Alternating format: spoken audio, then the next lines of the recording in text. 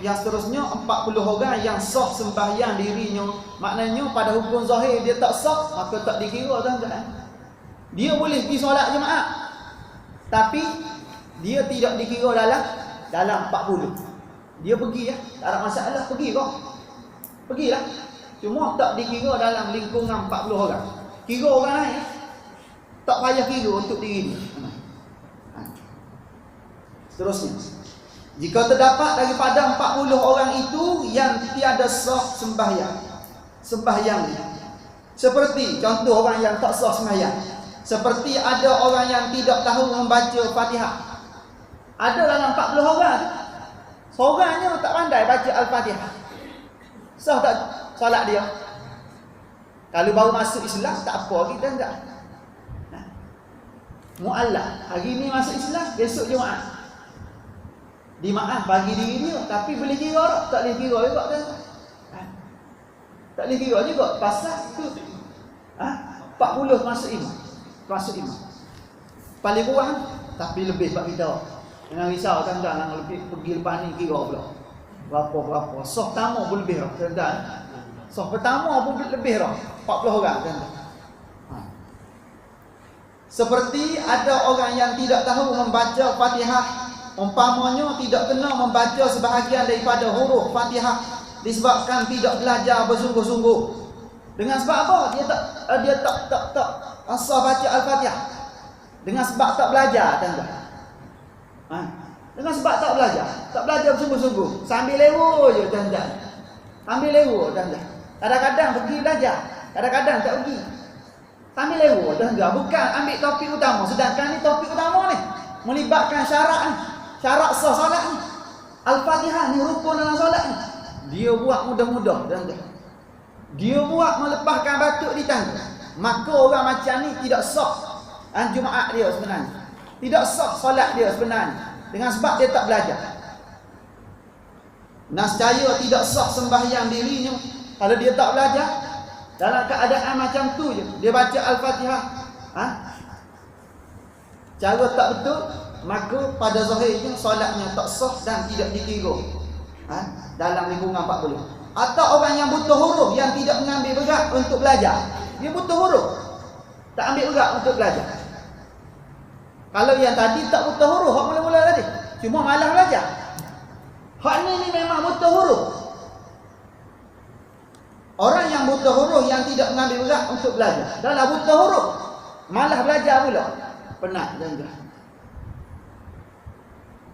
Tidak sah sembahyang dirinya juga. Orang yang buta huruf yang malah belajar pun tak sah dirinya juga.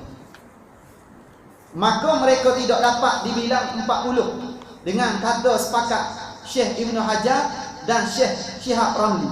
Syekh Ibn Hajar kata kalau orang macam ni, Syekh Ramli pun kata kalau orang macam ni, dua-duanya sepakat, dua orang ulama besar dalam mazhab Syafi'i ni dia kata tak sah solat dia. Maka bila tak sah solat dia dengan sebab tak sah baca Al-Fatihah, maka dia dikira dalam Jumaat tak? Dia tak dikira dalam lingkungan 40 orang yang sah solat Jumaat. Maknanya kalau cukup-cukup 40 dengan sebab dia seorang je tuan-tuan. Kalau mari orang lain lagi tak apa. Tapi cukup dengan dia, maka hari itu tak boleh buat Jumaat tuan-tuan. Tak jadi Jumaat hari itu tuan-tuan. Kecuali kita taklid mazhab. Taklid mazhab lain tuan-tuan. Dalam mazhab lain ada tuan-tuan tak cukup 40 boleh tuan-tuan. Dalam mazhab Maliki contoh. Tapi antara bilangan yang paling ramai tuan-tuan dalam mazhab Syafi'i 40 orang. Itu pendapat muktamad dalam mazhab Syafi'i. Seterusnya jika sudah belajar bersungguh-sungguh. Kalau tadi tak belajar, malah duk sibuk, duk kalut dengan dunia, harta benda tuan-tuan. Kereta berkilat. Pendapatan besar. Mengaji tak reti tuan-tuan. Baca Quran tak betul tuan-tuan. Hak lain tak betul tak apa. Al-Fatihah tak betul tuan-tuan. Tak jadi tuan-tuan. Tapi kalau dia belajar dah, okey, orang belajar. Kalau hak tak belajar, sepakat para ulama, lebih lagi dua ulama besar, Syekh Ibn Hajar dan Syekh Ramli kata memang tak sah solat dia dengan sebab tak sah baca Al-Fatihah dia, dengan sebab dia tak belajar langsung. Tak ada minat nak belajar dia. Lalas sekali tuan-tuan dia baca tak betul. Hak ni kata putus dah tak sah. Jika sudah belajar, hak ni bagi orang belajar. Dia belajar tapi tak betul juga. Macam mana tu? Ni bagus ni orang macam ni tuan-tuan. Ni kena ada dalam masyarakat kita tuan-tuan. Belajar ni minal mahdi ilal lahdi tuan-tuan. Kita kena belajar daripada buaya sampai ke mana? Sampai ke liang lahat. Kena belajar tuan-tuan. Liang lahat ni tuan-tuan, bukan kita ajar orang mati dah masa tu tuan-tuan. Orang mati habis lah setakat tu dia tuan-tuan. Habis mati dah dia tuan-tuan. Talqin tuan-tuan, sebab tu ada khilaf pendapat di kalangan para ulama. Ada yang mengatakan bid'ah, Nabi tak buat. Tapi dalam mazhab Syafi'i kita ambil satu pegangan, boleh buat tuan-tuan, tak ada masalah. Tujuannya mana? Sebab hak pergi hantar jenazah ke kubur ni tuan-tuan, ramai pergi tuan-tuan. Saya tak ikut skrip tuan-tuan. Kalau pergi kat kubur tuan-tuan, walaupun ada dah teks tuan-tuan, ada buku talqin, saya tak ikut. Tak ikut tuan-tuan. Pasal kalau kita ikut tuan-tuan, orang tahu dah. Ustaz nak baca talqin, ikut strik. Baca juga tu tapi saya campur hak lain tuan-tuan. Kalau ada orang dedah aurat, saya belasah pasal tak aurat. Kalau ada orang mengumpat atas kubur tuan-tuan depan-depan kita belasah pasal hukum mengumpat. Kita buat segala-gala tuan-tuan. Kalau ada orang berhias tuan-tuan, lebih-lebih tuan-tuan, dalam keadaan bercampur lelaki perempuan yang bukan mahram ketika itu, kita bagi sikit tuan-tuan. Peluang tu. Tunggu dia mari masjid, tak mari-mari. Tunggu dia mari surau dengan kuliah maghrib, tak mari-mari. Kena musim mati tuan-tuan, dia pergi tuan-tuan. Kebetulan kok saudara dia mati, mak saudara dia mati, memang tak lepas tuan-tuan. Saya bagi, bang. Kok pakai tudung separuh lagi lepas. Tu dia. Mula-mula kat belakang, dia terikut tuan-tuan. Ikut dengan pemimpin hok duk atas tuan-tuan. Tarik depan tuan-tuan, pasang. Ni kita duduk depan ni tuan-tuan. Dan nampak ni ruang dekat tuan-tuan. Kat kubur kan dekat-dekat lah. Bukan jauh-jauh gini. Dekat ni tuan-tuan. Hak paling besar masa tu siapa? Ni, hak paling besar masa tu tuan-tuan. Hak nampak tengok lah. Ada besar lagi tuan-tuan. Malaikat muka lelaki ada kat bawah tuan-tuan. Tapi tunggu kita pergi dulu 3 langkah tuan-tuan. Hak besar lagi pada tu Allah Subhanahu wa taala. Hak zahir nampak masa tu kita ada kuasa. Maka bila ada kuasa, bagi habis-habis tuan-tuan. Bagi habis-habis. Jangan lepaskan peluang.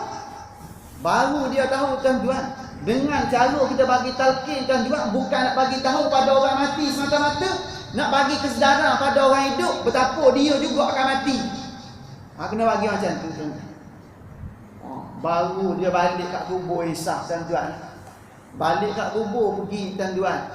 Jemaah kat masjid. Walaupun seminggu 2 minggu pun jadi tak apa tuan-tuan. Berjaya tu kita tuan-tuan. Lain-kali mati pula, kita bagi pula tuan-tuan. Sampai belok, sampai kita mati tak boleh bagi lah. Siapa? Kita mati tuan-tuan. Orang lain pula bagi. Kaedah macam tu. Sebab tu tuan-tuan, kalau di taman kosan ni, orang nak panggil saya baca talqin, dia kata, kalau ada orang lain dulu. Dia takut dah tuan-tuan. Takut dah tuan-tuan. Dia jadi macam gabra dah tuan-tuan. Jadi macam lain dah tuan-tuan. Tapi ustaz-ustaz lain tuan-tuan, kalau dia tahu saya ada, semua kat tangan lelaki. Ustaz pergi. Dia tahu dah tuan-tuan. Kalau pergi baca teks semata-mata tuan-tuan, lebih baik rakam terus tuan-tuan suara bawa pergi baca.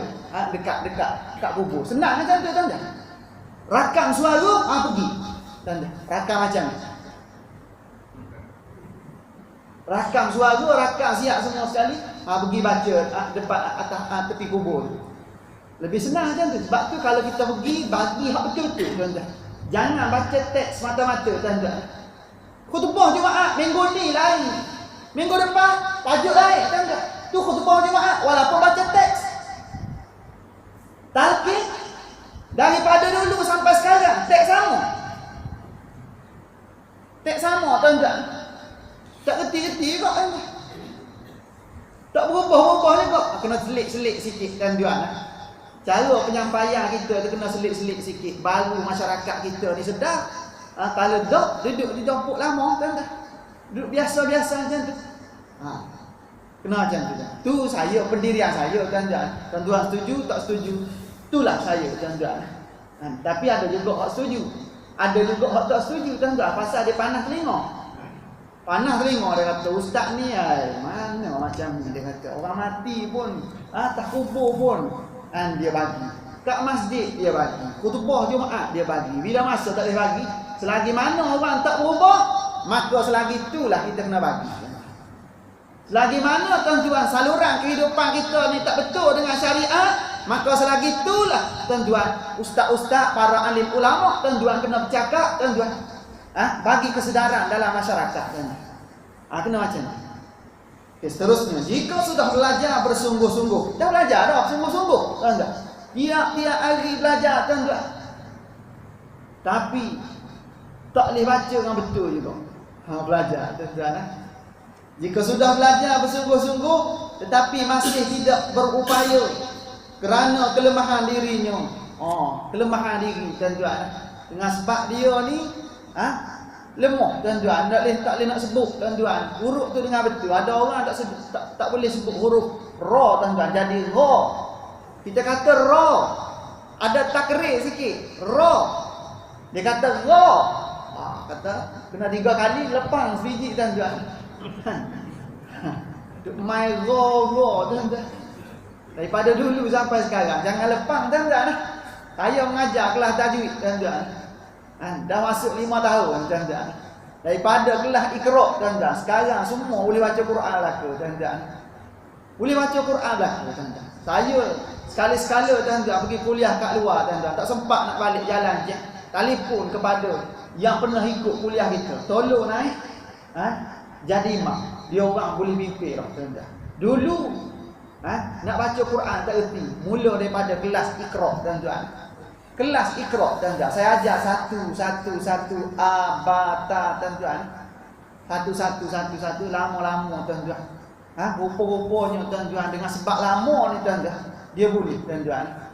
Sebab tu Imam Syafi'i kata tuan-tuan, salah satu daripada syarat belajar tuluz zaman. Kena lama masa tuan-tuan. Bila dia ulang tiap-tiap hari pergi sekali tak faham, 2 kali tak faham. Lama-lama setahun, 2 tahun, 3 tahun dia boleh tuan-tuan. Alhamdulillah tuan-tuan. Tapi ada juga orang tak boleh tuan-tuan. Tapi majoriti boleh tuan-tuan. Boleh katakan 90% memang boleh tuan-tuan. Boleh betul. Walaupun gigi dah tercabut. Mula-mula dia kata ustaz, Allah gigi pun dah tercabut habis dah. Lidah pun dah kerah dah kata. Kalau tuan-tuan tengok Syekh Mahmud Khalid Al-apa? Syekh Mahmud Khalid. Syekh Mahmud Khalid tuan-tuan. Ada gigi tak? Akhir-akhir dia tuan-tuan. Dia boleh baca Quran tuan-tuan, diiktiraf oleh dunia sebagai tajwid terbaik. Tajwid terbaik tuan-tuan. Syekh Mahmud Khalid Al-Hushairi diiktiraf oleh dunia tuan-tuan sebagai qari yang paling terbaik tuan-tuan dalam masalah ilmu tajwid. Gigi ada tak? Tak ada gigi dia tuan-tuan. Sebab tu jangan buat elok. Tak ada gigi malah belajar. Tak ada gigi kita pun rasa putus asa tuan-tuan. Putus asa. Jangan tuan-tuan. Terus belajar tuan-tuan. Ramai orang tak ada gigi tuan-tuan. Duk latih boleh baca tuan-tuan. Boleh baca.